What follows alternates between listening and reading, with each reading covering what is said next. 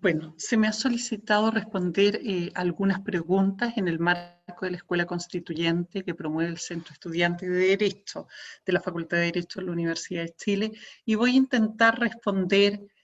a algunas de las cuestiones que se han planteado, ¿no? La primera pregunta es cómo se ha reconocido el derecho de los pueblos indígenas en la Constitución chilena. Y aquí es indispensable dar cuenta que en la Constitución chilena no hay reconocimiento del derecho a los pueblos indígenas, a diferencia de lo que ocurre en otras constituciones de Latinoamérica, donde sí efectivamente este reconocimiento constituyó parte fundamental de las reformas constitucionales promovidas después del término de los procesos dictatoriales en la región a partir de la década de los 90. Prácticamente todas las constituciones fueron modificadas, se fortaleció la institucionalidad de derechos humanos y este fortalecimiento implicó el reconocimiento de las sociedades multiculturales que caracterizan a Latinoamérica, estableciéndose el reconocimiento del derecho de los pueblos indígenas y así como también el pluralismo jurídico. En la Constitución de Colombia hubo un reconocimiento explícito al derecho de las comunidades indígenas a ejercer sus propios sistemas jurisdiccionales. En la de Perú se reconoció a las comunidades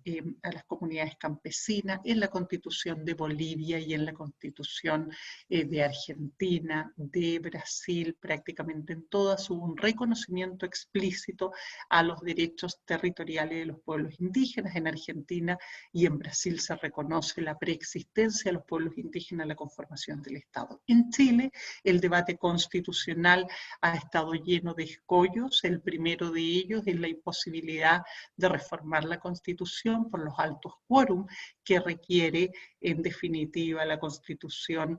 para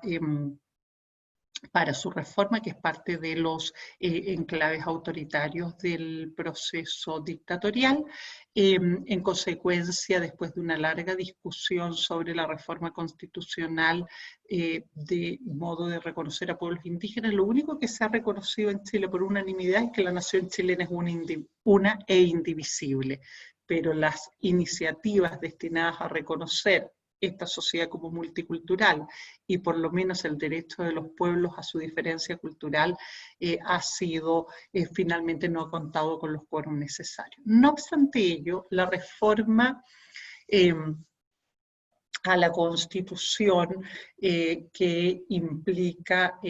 incorporar al bloque de constitucionalidad los tratados internacionales ratificados por Chile que se encuentran vigentes en el artículo 5º, inciso 2, permiten por esa vía la incorporación de instrumentos internacionales donde ha sido reconocido los pueblos indígenas y un estatuto específico de derechos humanos de naturaleza colectiva que implican reconocer derechos territoriales, derechos culturales, derechos políticos, el derecho al autogobierno, ¿no? Y a preservar, en definitiva, sus modelos de desarrollo arraigados fundamentalmente a la explotación sostenible de los recursos naturales existentes en los espacios territoriales que han ocupado desde tiempos inmemoriales. Entonces, por esta vía, efectivamente, tenemos que se ha incorporado el convenio 169, ratificado por Chile y vigente. A partir del año 2008 se efectuó la ratificación y el 2009 ya entró en vigencia en nuestro país. Pero también es importante dar cuenta que otros instrumentos de derechos humanos, como la Convención Americana de Derechos Humanos y los pactos de derechos civiles y políticos, pactos de derechos económicos, sociales y culturales, entre muchos otros,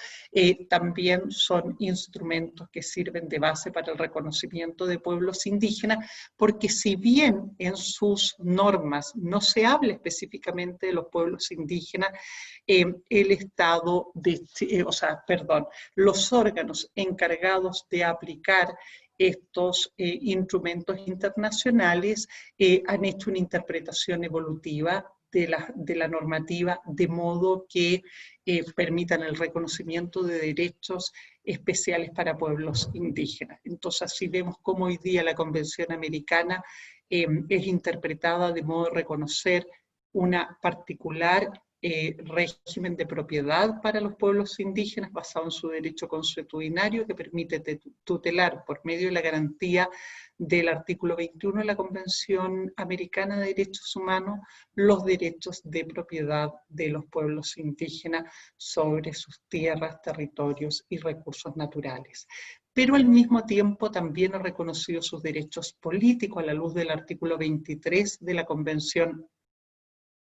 Americana de Derechos Humanos, específicamente el derecho a la participación y el derecho a la consulta previa indígena.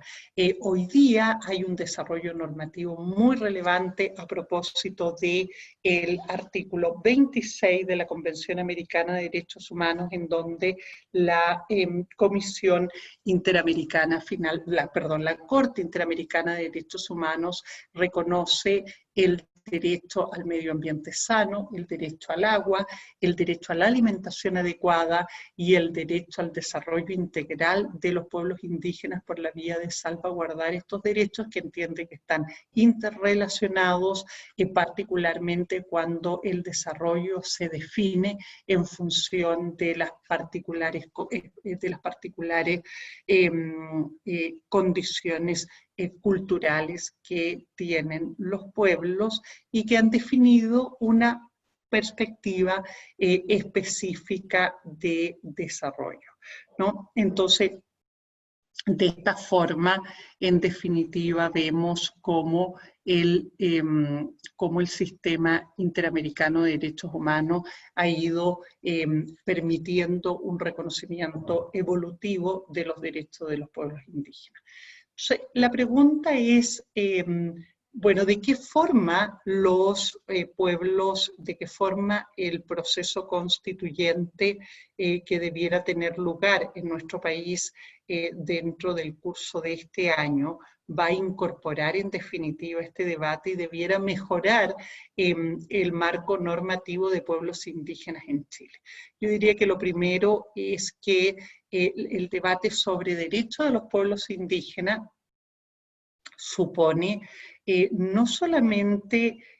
poner la discusión en el marco de las garantías constitucionales, es decir, en el capítulo de derechos fundamentales, sino que comienza, ¿no?, con la definición de los principios fundantes de la institucionalidad y particularmente del Estado. Lo primero que debemos preguntarnos es qué tipo de Estado requiere una sociedad que es plurinacional como la chilena. El último censo de población ha dado cuenta que la población indígena en Chile bordea el 10% de la población, siendo el pueblo mapuche el más numeroso, pero siendo además uno de los pueblos más numerosos de Latinoamérica. Evidencia que tenemos una multiplicidad de pueblos indígenas, cada uno con sus particularidades, y que la cuestión de la representación demográfica no es la única variable a la hora de considerar su representación, en definitiva, su representación diferenciada en la institucionalidad política, ¿no? Tenemos pueblos como el pueblo Rapa Nui, que sin lugar a duda reivindica el control sobre el territorio insular que ha ocupado desde tiempos inmemoriales. Los pueblos andinos en sus territorios ancestrales y las demandas sobre que buscan, ¿no?, la gobernanza de sus territorios y recursos naturales. Tenemos pueblos que luchan por su sobrevivencia toda vez que han vivido procesos de genocidio imputables no solo al conquistador, sino que también a la República de Chile en los albores del siglo XX, como es el caso de los pueblos del extremo austral, ¿no? El pueblo Yagán, el pueblo Cahuáscar, el pueblo Selknam, etcétera. Entonces,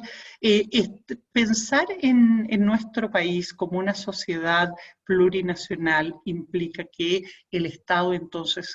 se define ya no como un Estado nacional, sino como un Estado plurinacional, en donde los mecanismos de representación política deben dar cabal cuenta de esta diversidad de pueblos que conforman nuestra comunidad política. Por otro lado, evidentemente, supone también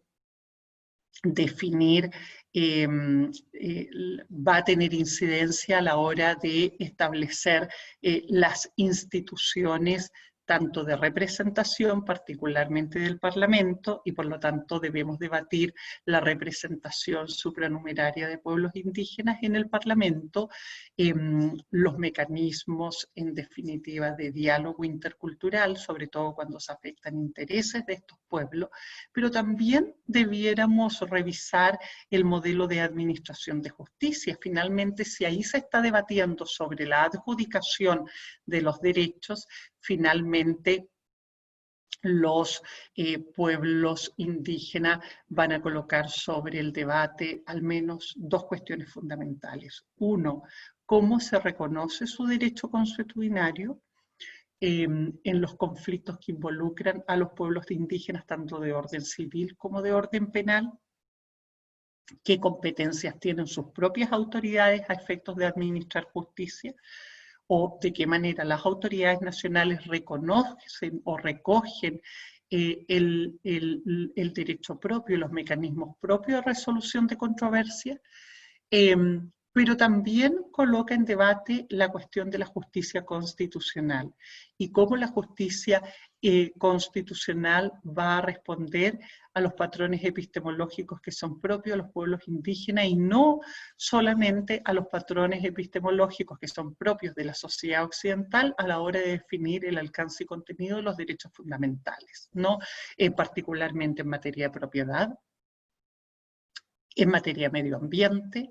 en materia de salud, ¿no? De trabajo, de educación, etcétera, en donde los pueblos indígenas